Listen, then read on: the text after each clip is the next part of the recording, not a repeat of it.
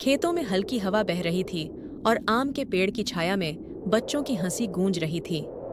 9 साल का आरव अपने छोटे छोटे कंधों पर स्कूल की थकान भूलकर नाना के गांव की ओर दौड़ रहा था।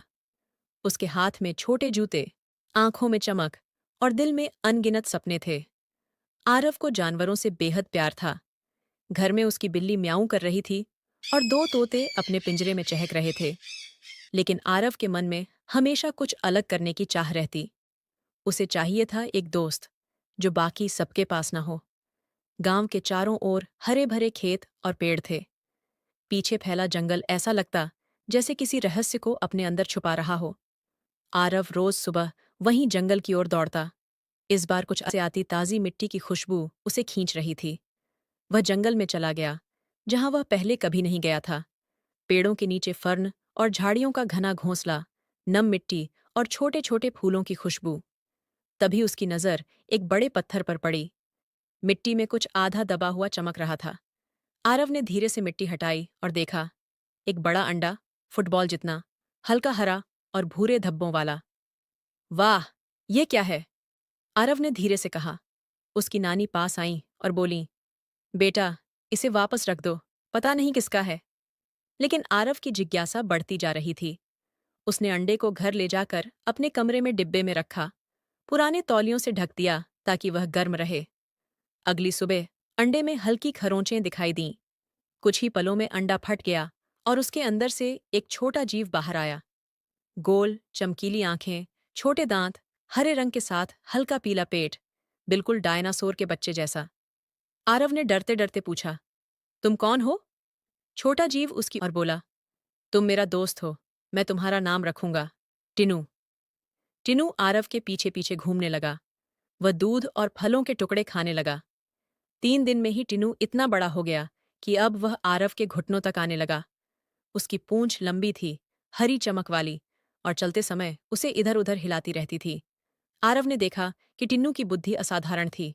वह बैठो और आओ जैसे शब्द समझने लगा। रात को टिन्नू हमेशा उसके पास सोता और उसकी सांसों की हल्की आवाज कमरे में गूंजती रहती। एक सुबह टिन्नू गायब था। आरव जंगल में उसका पीछा करता गया। छोटे पंजों के निशान उसे एक बड़े पेड़ के पास ले गए। टिनू वहां बैठा था, किसी चीज की गंध ले रहा था। अचानक झाड़ियों में सरसराहट हुई। आरव डर गया, लेकिन यह सिर्फ एक छोटा खरगोश निकला। आरव और टिनू धीरे धीरे घर लौट आए। लेकिन उसी दिन ऊपर आसमान में एक बड़ा अजीब साया दिखा। टिनू ने अपनी पूंछ हिलाई और जमीन पर हल्की खरोंचें बनाई, जैसे कुछ बताने की कोशिश कर रहा हो। आरव को लगा कि यह कोई और डायनासोर हो सकता है। कुछ ही दिनों बाद कुछ अजनबी लोग कैमरे और जाल लेकर जंगल में आए। वे टिनू को पकड़ना चाहते थे।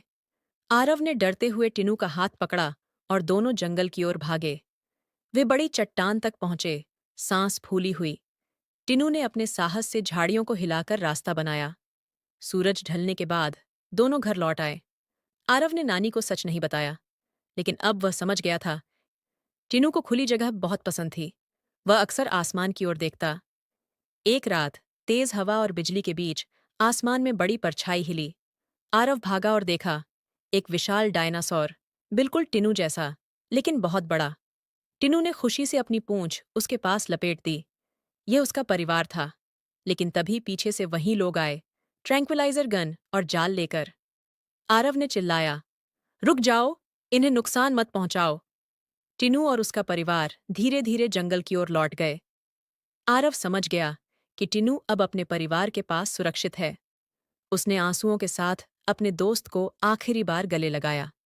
अगली सुबह जंगल में सिर्फ शांत हवा और पक्षियों की चहचहाहट थी। आरव जानता था कि टिनू अब सुरक्षित है और उनकी दोस्ती हमेशा उसके दिल में रहेगी। ऐसी कहानियां सबसे पहले